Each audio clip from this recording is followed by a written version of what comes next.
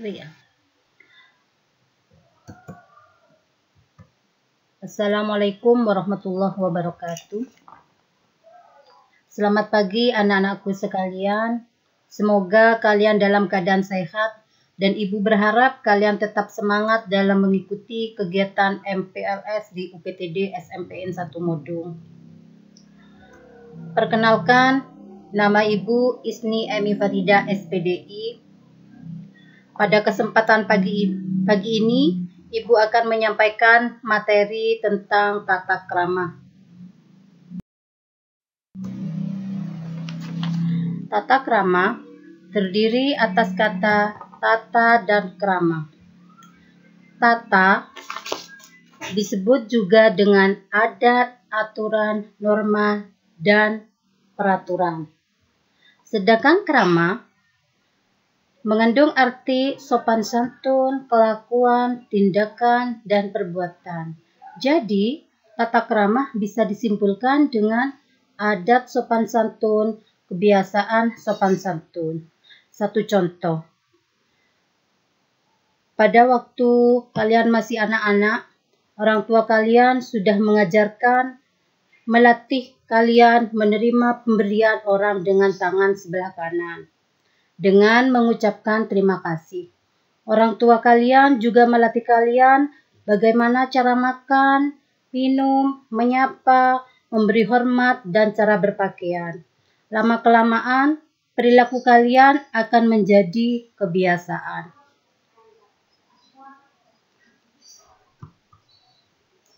Macam-macam tata krama.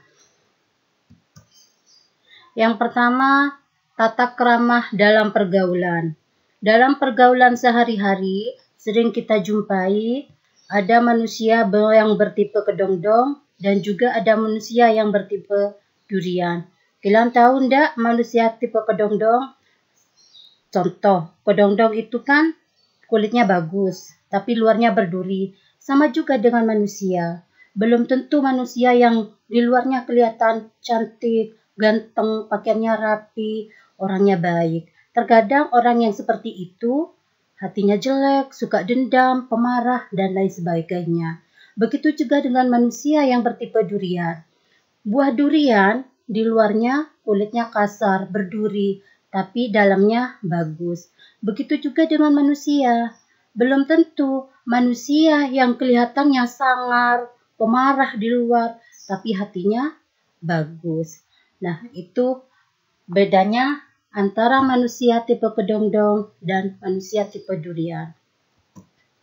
Yang kedua, tata krama berkenalan. Kalau kita mau berkenalan dengan orang lain, yang pertama yang harus kita lakukan adalah dengan berjabat tangan. Setelah itu, kedua belah pihak saling menyebutkan nama, saling memandang. Jangan kita berkenalan dengan si Rini tapi lihatnya sama si Intan. Kita harus saling memandang satu sama lain. Yang ketiga, ada tata krama bertamu.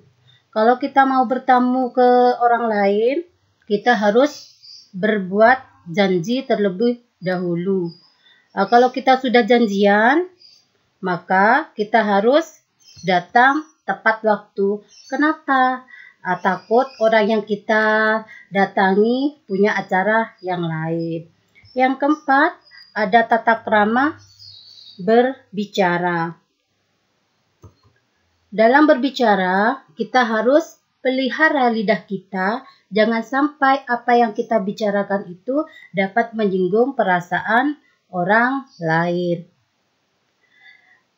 Dan juga dalam berbicara, kita jangan memotong pembicaraan orang lain. Selesaikan orang itu berbicara, maka baru kita menyanggahnya. Terus yang ketiga, perhatikan kalian berbicara dengan siapa.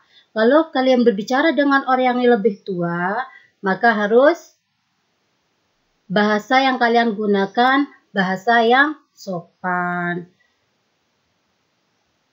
Yang kelima, ada tata krama berpenampilan. Yang pertama, ada cara menggunakan pakaian. Karena kalian sebagai seorang siswa, contohnya kalau pakaian seragam sekolah harus dipakai, dimasukkan, memakai dasi dan sabuk. Ketika waktu olahraga, maka pakailah pakaian olahraga. Jadi, kalau kita memakai pakaian harus disesuaikan dengan situasi dan tempat. Yang kedua, cara berjalan bersama.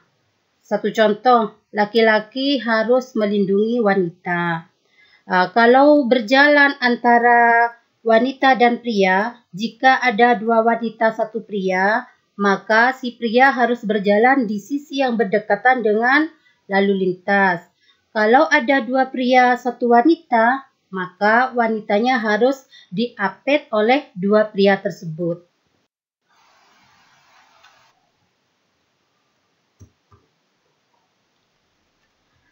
Tata cara makan. Sebelum makan, kita sudah diajari oleh orang tua kita. Yang pertama harus berdoa sebelum makan. Cara mencicipi makanan dan minuman harus tidak dengan bersuara. Jika batuk ketika makan, maka mulut kita harus ditutup. Ada juga tata cara menggunakan fasilitas umum. Contohnya, buanglah sampah pada tempatnya. Jagalah kebersihan baik di dalam kelas maupun di sekitar halaman. Taman harus ikut kita jaga kebersihannya. Dan yang terakhir, harus sopan berkendara di jalan. Artinya, kalau kita mengendarai sepeda motor, harus pelan-pelan, berjalan sesuai dengan jalannya, artinya tidak mengambil jalan orang lain.